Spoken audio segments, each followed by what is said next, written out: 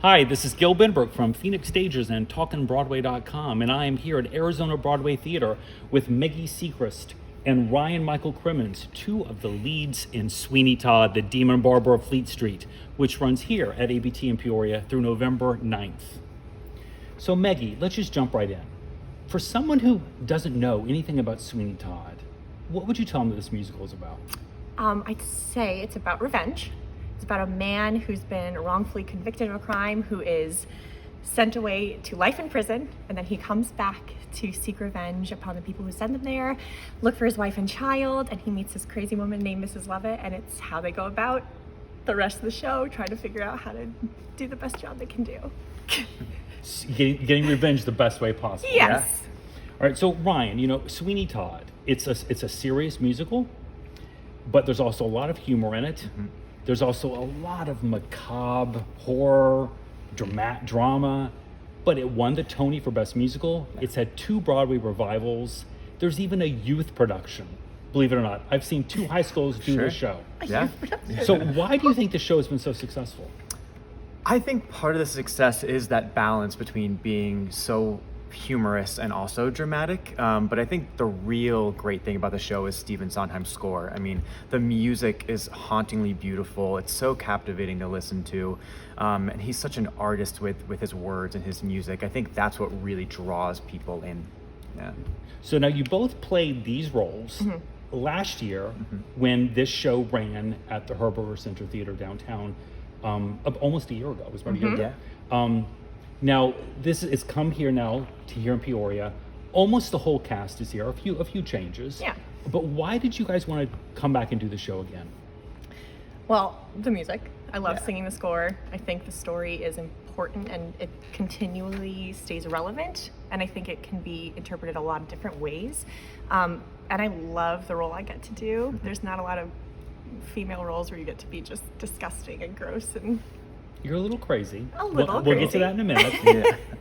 So Ryan, what can you tell us about the role you play? You play Anthony, who, was a lovesick young sailor boy, come to London. Yeah, exactly. So I think the cool thing about Anthony is that his last name is Hope.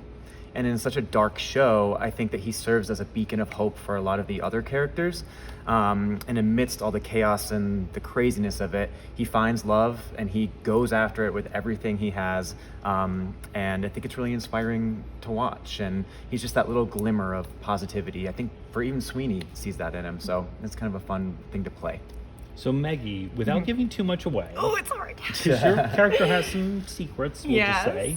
What can you tell us about your part, which is the Beggar Woman? Yes. I think the interesting part about the Beggar Woman is that she's incredibly intuitive and she sees everything going on because she does live on the street. She sees people going in and out of houses, and if people are disappearing, she can kind of tell what's going on, and she's kind of the only one in the show who's warning the general public of what's going on. Something's wrong in London. We won't say exactly what Right. that is. Something's wrong in Something's going London. on. Yeah. Got something on brewing. But she's the one who's like, hey, everyone, something's going on. No one listens to her because she's crazy, and the way she looks, I think probably too. She was like the early version of Gladys Kravitz. Yeah. Yeah, yes. absolutely.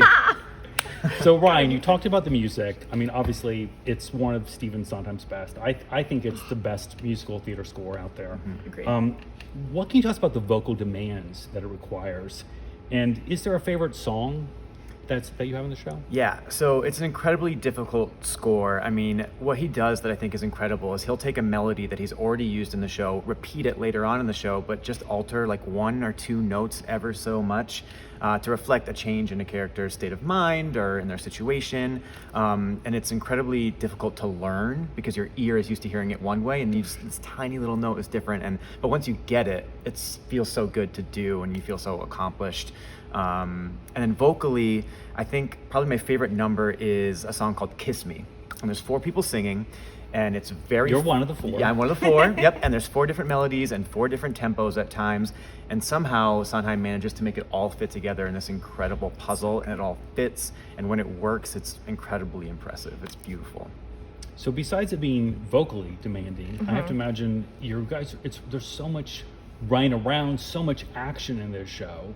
That I have to imagine it's physically demanding as well. Yeah. So what has the experience been like for you, and how do you prepare for that? Well, so once again, I'm crazy and homeless.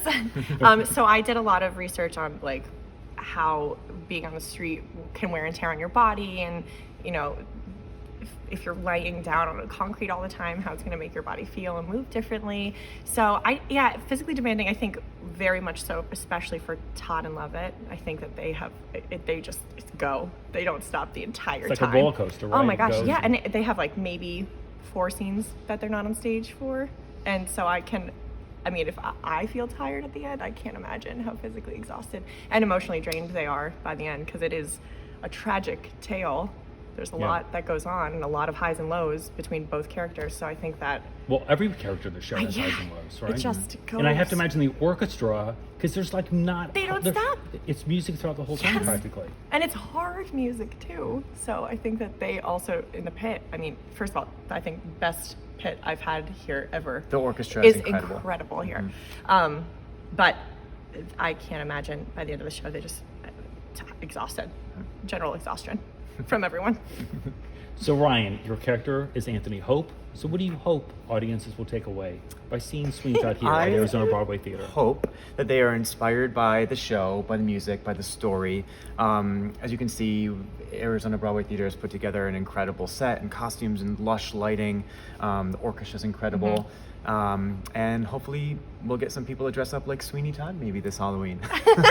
You guys are having a Halloween performance, aren't you? We are, yeah. Wear your best costume. I believe we're calling it Sweeney. Yeah.